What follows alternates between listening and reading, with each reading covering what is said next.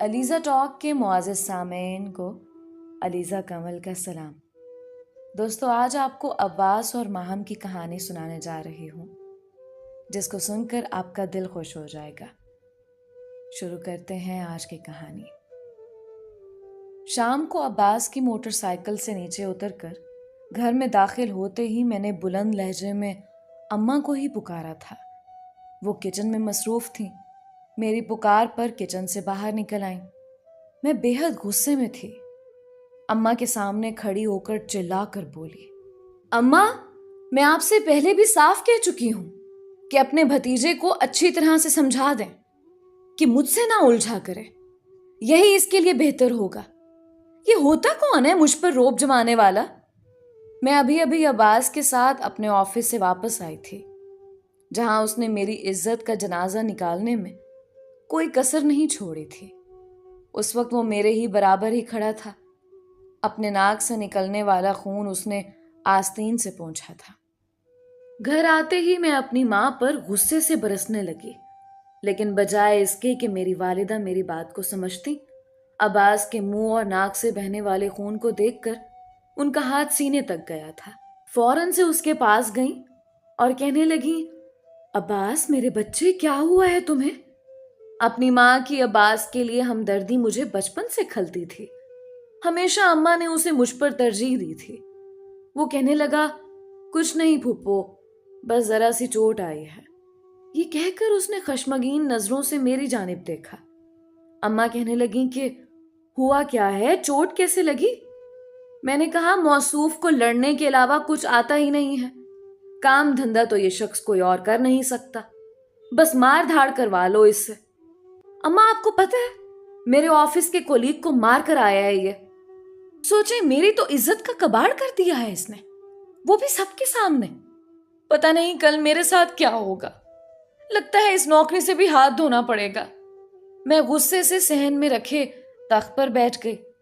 اپنے لیپ ٹاپ کا بیگ بھی سائڈ پر پٹک کر رکھا تھا، مگر عباس بجائے اماں کو جواب دینے کے میرے پاس آیا اور جھک کر مجھے گھورتے ہوئے دیکھنے لگا۔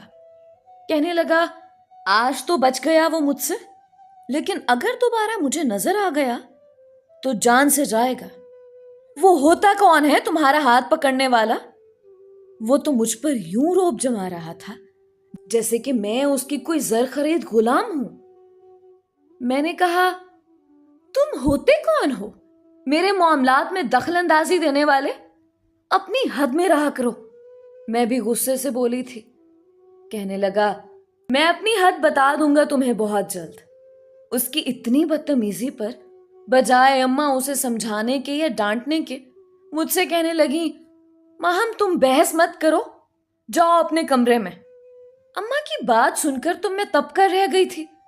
میں نے کہا، اماں اسے کہیں آئندہ میرے معاملات سے دور رہے۔ اللہ اللہ کر کے میری نوکری لگی ہے اور یہ وہاں لڑ کر آ گیا۔ اس کو کس نے کہا تھا آفس کے اندر آئے؟ مجھے لینے آتا ہے نا، تو آفس کے باہر ہی کھڑا بائک پر میرا انتظار کیا کرے۔ میرا یہ کہنا تھا کہ وہ غصے سے بفر کر کہنے لگا، نوکر نہیں ہوں تمہارا، نہ ہی ملازم ہوں جو باہر کھڑا ہو کر دھوپ سینکوں۔ اور میری بات مت بدلو۔ تم پہلے مجھے یہ بتاؤ کہ اس کمینے کی ہمت کیسے ہوئی تمہارا ہاتھ پکڑنے کی؟ اس کی سوئی تو جیسے اس بات پہ اٹکی ہوئی تھی۔ بہرحال اماں نے عباس کو ہی کمرے میں بھیجا تھا اور ہماری لڑائی ختم ہوئی تھی۔ مجھے اس پر اس وقت اتنا غصہ آ رہا تھا کہ اگر مجھ پر ایک قتل معاف ہوتا تو میں عباس کو قتل کر دیتی۔ عباس میری والدہ کا بھتیجا تھا۔ ماموں مومانی کی گاڑی کا ایکسیڈنٹ ہوا تھا، جس میں وہ دونوں ہی موقع پر ہی دم توڑ گئے تھے۔ بس عباس ہی بچ گیا تھا۔ اس وقت وہ 10 سال کا تھا، تب سے ہی ہمارے ساتھ رہ رہا تھا۔ پہلے پہل تو مجھے بھی اس سے ہمدردی سی ہوئی تھی، لیکن جب میری والدہ نے اسے مجھ پر ترجیح دینی شروع کر دی تو مجھے وہ برا لگنے لگا۔ وہ مجھ سے ہر لحاظ سے کم تھا۔ تعلیمی ریکارڈ بھی اس کا کوئی بہت اچھا نہ تھا، نہ ہی اسے اس بات کی کوئی پرواہ تھی کہ اب وہ بڑا ہو گیا ہے تو اسے نوکری کرنی چاہیے، کوئی کام کاروبار کرنا چاہیے۔ جیسے ہی میرا تعلیمی سلسلہ ختم ہوا، مجھے بہت اچھی جاب مل گئی تھی۔ اور شاید میری جاب ملنے میں زیادہ تعلق میرے تعلیمی ریکارڈ کے بجائے میری خوبصورتی تھی۔ نوکری کرنا میری سب سے بڑی مجبوری تھی، کیونکہ والد صاحب حیات نہ تھے اور اماں ہی اکیلی تھیں، یا پھر اماں کا یہ یتیم بھتیجا عباس رہتا تھا جسے وہ بیٹے کی طرح پالتی آ رہی تھیں۔ مگر پتہ نہیں کیوں جب سے وہ آیا تھا تب سے میری حیثیت ثانوی سی ہو گئی تھی۔ حالانکہ وہ مجھ سے 2 سال چھوٹا تھا، لیکن جیسے ہی اس نے قد کاٹ کچھ لمبا نکالا تو مجھ پر روب جمانے لگا۔ مگر اس وقت ابا حیات تھے اور ابا سے وہ کافی ڈرتا تھا۔ میں ابا کی لاڈلی تھی، اس لیے میں شروع سے ہی عباس کے روب میں نہیں آئی تھی۔ بچپن سے ہماری کبھی نہیں بنی تھی۔ ہمارے مزاج میں، پسند میں، ہر چیز میں زمین آسمان کا فرق تھا۔ یہاں تک کہ زندگی گزارنے کا نظریہ بھی الگ تھا۔ کچھ بھی تو میچ نہیں کرتا تھا۔ بہرحال میرے والد کے انتقال کو ابھی سال ہی گزرا تھا کہ جتنی جمع پونجی تھی ساری آہستہ آہستہ ختم ہونے لگی، اور ابا کی پینشن اتنی نہیں تھی کہ اسے گھر چل سکتا۔ اس لیے میں نے نوکری کر لی۔ آفس میں کام کرتے ہوئے مجھے چند مہینے ہی گزرے تھے کہ جب میں نے جواد کی نظروں میں اپنے لیے پسندیدگی دیکھی۔ اچھا خاصا ہینڈسم نوجوان تھا، اچھا کماتا تھا، مجھے اس میں کوئی بھی برائی نظر نہیں آئی تھی۔ پھر کافی کاموں میں میری ہیلپ کر دیتا تھا، لیکن تھا کچھ بے تکلف سا۔ میرے ساتھ ہی نہیں، وہ دوسری کولیگز کے ساتھ بھی ایسا ہی کرتا تھا۔ بات بات پر ہنستا رہتا، باتیں کرتا رہتا، بے تکلفی سے ہاتھ پکڑ لیتا یا ہاتھ پر تالی مار دیتا۔ ہم سب لوگ اس کی ایسی شرارتوں کے عادی ہو چکے تھے۔ میں نہیں جانتی تھی کہ عباس مجھے لینے کے لیے آفس کے اندر پہنچ جائے گا۔ آج پہلا اتفاق تھا کہ آفس آف ہونے کے بعد جواد مجھ سے کہہ رہا تھا کہ ماہم، میں تمہیں تمہارے گھر چھوڑ دیتا ہوں۔ میں نے کہا نہیں، میں چلی جاؤں گی، ویسے بھی میرا کازن مجھے لینے آ جائے گا۔ میری بات سن کر جواد کہنے لگا، تم اپنے کازن کے ساتھ جاتی ہو؟ میں نے کہا ہاں، آتی بھی اسی کے ساتھ ہوں۔ میری والدہ نے نوکری کی اجازت ہی اسی شرط پر دی تھی کہ کازن کے ساتھ ہی آیا جایا کرو۔ وہ کہنے لگا، اتنی بڑی ہو گئی ہو، کیا اب بھی اکیلے آنے جانے سے ڈر لگتا ہے؟ میں نے کہا بات ڈر کی نہیں ہے، بس اماں کو ٹال نہیں سکتی۔ ہم دونوں باتوں میں مصروف تھے کہ باتوں باتوں میں بے تکلفی سے اس نے میرا ہاتھ پکڑ لیا۔ پتہ نہیں ہم دونوں کس بات پر ہنس رہے تھے، مجھے ٹھیک سے یاد نہیں ہے کہ جب عباس اندر آیا، وہ ابھی چوکیدار سے لڑتے ہوئے آیا تھا کہ میں اندر ضرور جاؤں گا، ورنہ ماہم کو باہر بلاؤ۔ میں نہیں جانتی کب اس نے شیشے کے دروازے سے مجھے اور جواد کو باتیں کرتے ہوئے دیکھ لیا، اور اندر آتے ہی اس نے جواد کا گریبان پکڑ لیا۔ پھر تو وہ تماشا لگا کہ بڑی مشکل سے ہی سب نے ان دونوں کو چھڑوایا تھا۔ مجھے تو اپنی نوکری کے لالے پڑ گئے تھے، اور اب بھی میری والدہ الٹا مجھے سمجھانے لگی کہ تمہیں پتا بھی ہے کہ اس سے یہ سب برداشت نہیں ہوتا، احتیاط کیا کرو۔ پھر کہنے لگی، اللہ کرے عباس کی نوکری لگ جائے تاکہ میں تمہیں گھر پر بٹھا لوں۔ میں نے کہا اماں، یہ کون سا حل ہوا؟ میری ماں کہنے لگی، ہاں یہی حل ہے، اسے تمہارا نوکری کرنا پسند نہیں۔ میں نے کہا میں اس کی مرضی پر زندگی نہیں گزاروں گی اور نہ نوکری چھوڑوں گی۔ اگلے روز جب میں آفس گئی تو میرے باس مجھ پر بہت زیادہ برہم ہو رہے تھے۔ کہنے لگے کہ اگر آپ کا کزن دوبارہ یہاں نظر آیا تو ہم آپ کو نوکری سے نکال دیں گے، اور ابھی بھی میں صرف آپ کو جواد کی وجہ سے رکھ رہا ہوں، کیونکہ اسی نے مجھ سے کہا ہے کہ اس میں آپ کا کوئی قصور نہیں ہے۔ میں نے پھر بھی اپنے باس سے معذرت کی۔ یہ شخص جب سے میری زندگی میں آیا تھا، میری زندگی تو اجیرن بن کے رہ گئی تھی۔ میں جب باس کے کمرے سے باہر آئی تو جواد باہر ہی کھڑا تھا۔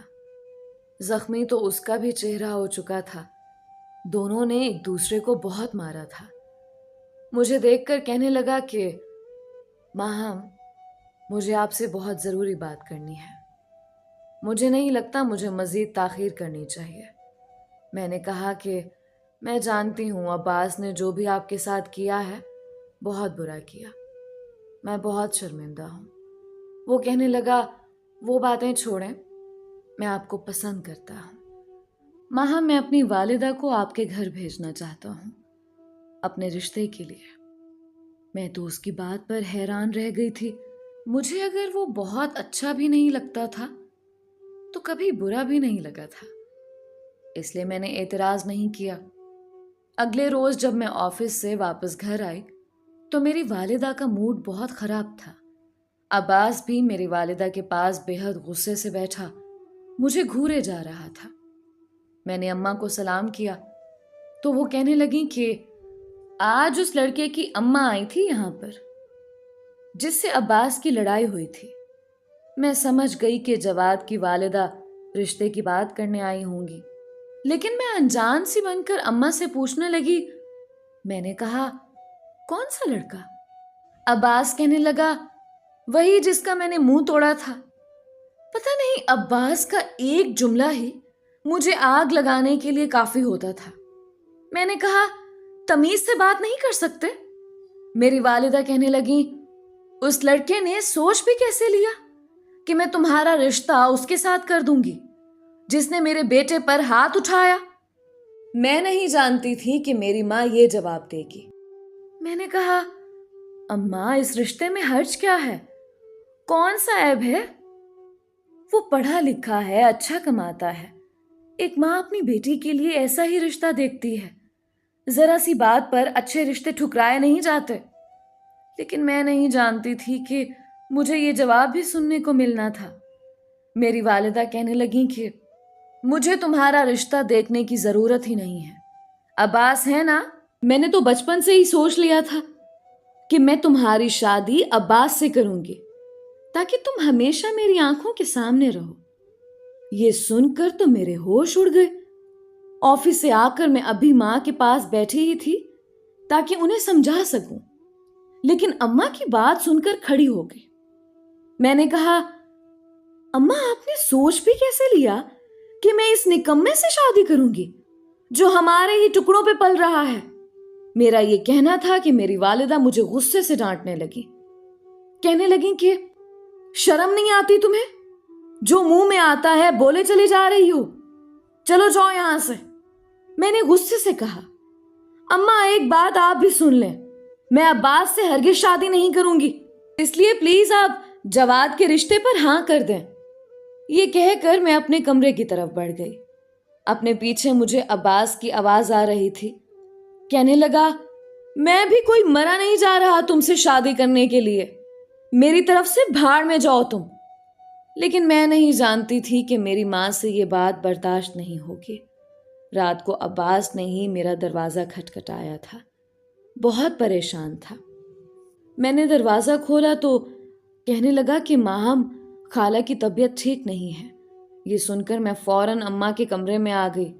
دیکھا تو اماں سینے پہ ہاتھ رکھے درد سے چلا رہی تھی۔ میں اور عباس اماں کو ہاسپٹل لے گئے۔ ڈاکٹر نے بتایا کہ انہیں ہارٹ اٹیک ہوا ہے، اس لیے ان کے سامنے کوئی بھی ایسی بات نہ کریں جو ان سے برداشت نہ ہو۔ میں تو روئے جا رہی تھی۔ عباس بھی کافی چپ چپ سا تھا۔ محبت تو اسے بھی میری والدہ سے بہت تھی۔ میری والدہ کافی کمزور ہو گئی تھی۔ میں نے آفس سے بھی چھٹی لے لی تھی اپنی والدہ کی تیمارداری کے لیے۔ جب ایک بار انہوں نے میرا ہاتھ پکڑا اور کہنے لگی کہ ماہم، آج تم سے ایک چیز مانگنا چاہتی ہوں، خدا کے لیے انکار مت کرنا۔ میں نے کہا اماں، آپ کیوں ایسی باتیں کر رہی ہیں؟ آپ کہیں آپ کو کیا چاہیے؟ وہ کہنے لگیں کہ ایسا کرو، عباس سے نکاح کر لو۔ مجھے نہیں لگتا کہ میں زیادہ دن زندہ بچ پاؤں گی۔ یہ سن کر تو میں اپنی ماں کو حیرت سے دیکھنے لگی۔ میں نے کہا اماں، آپ کو کچھ نہیں ہوگا؟ کہنے لگی ماں، تم عباس سے نکاح کر لو گی نا؟ میری ماں کی حالت ایسی نہ تھی کہ میں انکار کرتی۔ میں نے کہا آپ جو چاہتی ہیں میں کر لوں گی۔ میں نہیں جانتی تھی کہ میری والدہ نے अगले रोज ही निकाह का इंतजाम भी करवा दिया। बड़ी खामोशी से हम दोनों का निकाह हुआ था, क्योंकि मेरी वालिदा की यही मर्जी थी। अलबत्ता मेरा अपने आंसुओं पर ज़ब्त ना था, वो बहे जा रहे थे, क्योंकि मुझे दुनिया में बस एक ही शख्स नापसंद था, और वो था अब्बास। मेरी वालिदा के पास वाकई वक्त की कमी थी। चंद दिन बाद उनका इंतकाल हो गया था। उस दिन मैं बहुत रोई थी। पहली बार अब्बास ने मेरा सर अपने कांधे पर लगाकर मेरा सर सहलाते हुए मुझे तसल्ली दी थी। कहने लगा, सब्र करो, तुम्हारे रोने से खाला को तकलीफ पहुंच जाएगी। हैरत की बात यह थी कि वो नहीं रोया था। बड़े जब्त से उसने सब कुछ बर्दाश्त कर लिया था। मेरा अब्बास से निकाह जरूर हुआ, लेकिन हमारे बीच अब भी कोई ऐसा रिश्ता कायम नहीं हुआ था। मैं जब वापस ऑफिस गई तो जवाद मुझसे मेरी वालिदा की मौत का अफसोस करने लगा। कहने लगा कि अब तो कोई भी रुकावट नहीं रही। तुम कहो तो मैं अब भी तुमसे शादी करने को तैयार हूं। लेकिन मैं रोने लगी कि मेरा निकाह मेरी वालिदा ने अब्बास से करवा दिया है। मैंने रोते रोते जवाद को सब कुछ बता दिया कि मुझे अब्बास पसंद नहीं है। वो कहने लगा कि तुम उससे कहो कि वो तुम्हें तलाक दे दे। वो तो तुम्हारे ही रहमो करम पर पल रहा है। सारी उम्र ही वो तुम्हारी कमाई खाएगा। मुझे भी यही लगता था। मैं जब ऑफिस से वापस आई तो रात के खाने के बाद मैंने अब्बास से कहा कि मुझे उससे बात करनी है। वो कहने लगा, कहो क्या कहना है। अब वो काफी संजीदा सा था। जब से अम्मा का इंतकाल हुआ था मुझसे लड़ता भी नहीं था। मुझसे बहुत आराम से बात करने लगा था। मैंने कहा, अब्बास, मैं जवाद को पसंद करती हूं, और ये निकाह भी अम्मा के कहने पर मैंने किया था। उसने वहीं खाना छोड़ दिया। मुझसे कहने लगा, मैं तुम्हें छोड़ नहीं सकता, इसलिए ये बातें बेमकसद हैं। मुझे उसका जवाब सुनकर गुस्सा आने लगा। मैंने कहा, क्यों नहीं छोड़ सकते? कहने लगा, बचपन से एक ही खर दिमाग लड़की मुझे अच्छी लगी थी। हालांकि इतनी अच्छी भी नहीं है, मगर दिल पर किसका जोर चलता है। दिल के हाथों मजबूर हूं। बदकिस्मती से वो तुम हो, इसलिए तुम्हें छोड़ने का सवाल ही पैदा नहीं होता। उसकी बात सुनकर मैं तब से गई। मैंने कहा, असल में तुम्हें मुफ्त खाने की आदत पड़ चुकी है। तुम जानते हो कि अगर मैंने तुमसे तलाक ले ली तो तुम्हारे पास ना रहने का ठिकाना होगा, ना खाने के लिए रोटी होगी। मैं तुम्हें सारी जिंदगी पाल नहीं सकती। ये मेरी अपनी जिंदगी है, मुझे तुम्हारे साथ नहीं रहना। मेरी बात सुनकर वो कहने लगा, आज के बाद तुम नौकरी नहीं करोगे। मैं जानता हूं ये खन्नास तुम्हारे दिमाग में कौन भर रहा है। मैं जो कुछ भी करूं, जहां से भी लाऊं, लेकिन मुफ्त की नहीं खाऊंगा। मेरी बात सुनकर उसने काफी जब्त से मुझे जवाब दिया था। मैंने कहा, मुझे फिर भी तुम्हारे साथ नहीं रहना। वो कहने लगा, महा, मुझे इस मौजू पर अब बात नहीं करनी। बस इतना समझ लो कि बीवी तुम मेरी ही रहोगी। उसने खाना भी ठीक से नहीं खाया और घर से बाहर निकल गया। मैं जानती थी कि उसे इतनी जल्दी नौकरी नहीं मिल सकती कि वो घर के अखराजात पूरे कर सके। मैं अपने कमरे में जाकर सो चुकी थी। सुबह दरवाजे की दस्तक पर मेरी आंख खुली थी। मैंने उठकर दरवाजा खोला तो अब्बास था। आंखें नींद से चूर थीं, गुलाबी भी हो रही थीं। मैंने कहा, तुम कहां से आ रहे हो? उसने कोई जवाब नहीं दिया। मेरा हाथ पकड़ा और उसमें ढेर सारे 100 और 500 के नोट रख दिए। मैं ये देखकर हैरान थी। मैंने कहा, ये पैसे कहां से लाए हो? कहने लगा, तुम्हें इस बात से मतलब नहीं होना चाहिए। बस अब तुम नौकरी नहीं करोगी। मेरी जिम्मेदारी है घर चलाना, और मैं तुम्हें खर्चा दिया करूंगा। ये कहकर वो अपने कमरे में चला गया। मैं हैरान थी कि एक रात में वो इतने पैसे कहां से लाया था। پھر تو جیسے یہ معمول سا بن گیا تھا. وہ دن بھر سوتا رہتا, رات کو گھر سے نکل جاتا. صبح گھر آتا تو ڈھیر سارے پیسے مجھے پکڑا دیتا. میں جب پوچھتی کہ پیسے کہاں سے لائے ہو تو جواب ہی نہیں دیتا تھا. لیکن ایک رات ہمارے گھر کا دروازہ زور زور سے دھڑ دھڑ آیا. میں نے جیسے ہی دروازہ کھولا, عباس بدحواس سا تھا, پسینے سے شرابور تھا, سانس پھولا ہوا تھا. جلدی سے اندر داخل ہوا اور دروازہ بند کر دیا. اس کے بازو سے خون رستہ دیکھ کر میں گھبرا گئی تھی. میں نے کہا, عباس یہ کیا ہوا ہے؟ میری بات پر کہنے لگا کہ کچھ نہیں, بس چوٹ لگ گئی تھی. یہ کہہ کر اپنے کمرے میں چلا گیا. میں اس کے پیچھے اس کے کمرے میں گئی. وہ پستول نکال کر الماری میں رکھ رہا تھا. میں وہیں سے پلٹ کر واپس اپنے کمرے میں آ گئی.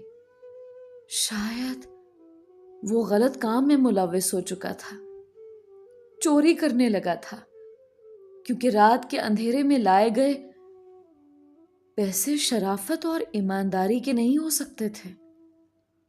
اس لیے اگلے روز میں سوچ چکی تھی کہ عباس کے گناہ میں اس کا ساتھ نہیں دوں گی. اگلے روز میں پولیس اسٹیشن چلی گئی. سامنے بیٹھے پولیس آفیسر سے عباس کے بارے میں بات کرنے ہی والی تھی کہ جب ایک نوجوان وہاں داخل ہوا. کہنے لگا, سر میں نے ساری انفارمیشن اکٹھی کر لی ہے. کل کی طرح ہمارا آج کا آپریشن بھی کامیاب ہوگا انشاءاللہ. وہ نوجوان میرے پیچھے ہی کھڑا تھا. اس کی آواز میں لاکھوں میں پہچان سکتی تھی. میرا دل یوں تھا کہ دھڑکنا بھول گیا ہو. وہ آفیسر کہنے لگا, شاباش عباس, مجھے ہمیشہ تم پر بھروسہ تھا اور میں کہتا تھا کہ تم اگر ہمارا ساتھ دو گے تو بہت آگے تک جاؤ گے.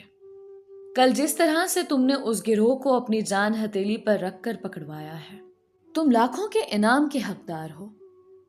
پھر اس پولیس آفیسر نے ایک چیک اس کے حوالے کیا اور میں اپنا چہرہ چھپانے کی کوشش کر رہی تھی.